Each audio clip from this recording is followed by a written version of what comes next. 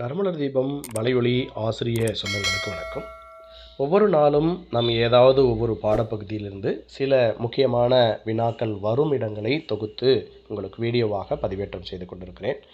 இதை பார்த்து கொண்டிருக்கக்கூடிய ஆசிரியர் நண்பர்கள் இந்த சேனலை சப்ஸ்கிரைப் செய்து கொள்ளுங்கள். அதே போல் ஒரு விருப்ப குறியீடை விடுங்கள்.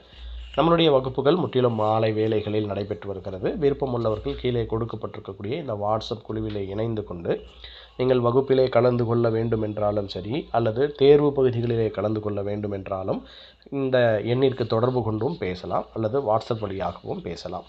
இன்றைக்கு நம்ம பார்க்கக்கூடிய ரொம்ப முக்கியமான ஒரு பாடப்பகுதி என்ன அப்படின்னு பார்த்தீங்கன்னா, ஐந்திணை 70 மூவாதியாரினுடைய ஐந்திணை 70ல் ஒரு பாடல். ரொம்ப அழகான பாடல். இந்த பாடல் திணை குறிஞ்சி திணை அப்படின்னு பார்க்குறோம்.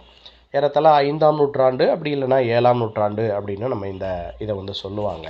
அப்படி பார்க்குற போது ரொம்ப அழகான ஒரு பாடல் இருக்குது. தோழி தலைமகனை திருமணம் செய்து கொள் அப்படின்னு கேட்குற மாதிரியான ஒரு பாடல். இந்த பாடல் என்ன பாட்டு அப்படின்னு பார்த்தீங்கன்னா, அவரை பொருந்திய பைங்குறள் ஏனல். இப்போ ஸ்க்ரீனில் நீங்கள் பார்த்துட்ருக்கீங்க. அவரை பொருந்திய பைங்குறள் ஏனல் கவரி மடமா கதுவும் படர்சாரல் கானக நாடன் மரவல் வயங்கிழைக்கு யானிடை நின்ற புனை. ரொம்ப அழகாக இருக்குது இந்த பாடல். இந்த குறிஞ்சி நிலம் அப்படின்றதுனால அவனை கானக நாட அப்படின்னு குறிப்பிட்டு சொல்கிறாங்க.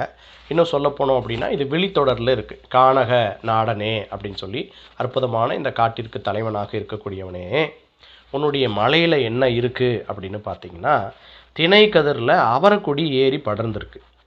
திணை கதிர் மேலே அவரை கொடி ஏறி படர்ந்திருக்கிறது.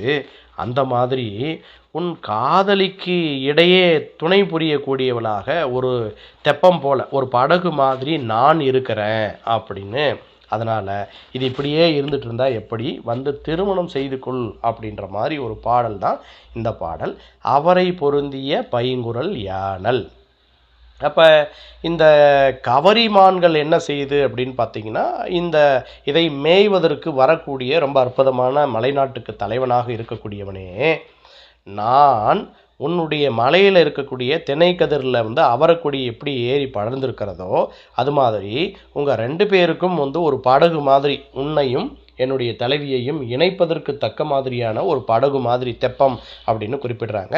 படகு மாதிரி நான் இருக்கிறேன் அப்படின்னு சொல்லி, எப்படியாவது என்னுடைய தலைவியை திருமணம் செய்து கொள் அப்படின்னு சொல்லி வரைவு கடாயது அப்படின்ற ஒரு துறைக்குள்ளே வருது. தோழி தலைமகனை வரைவு கடாயது அப்படின்ற ஒரு துறைக்குள்ளே இந்த பாடல் இருக்குது. பார்க்குறதுக்கே ரொம்ப அழகாக இருக்குது.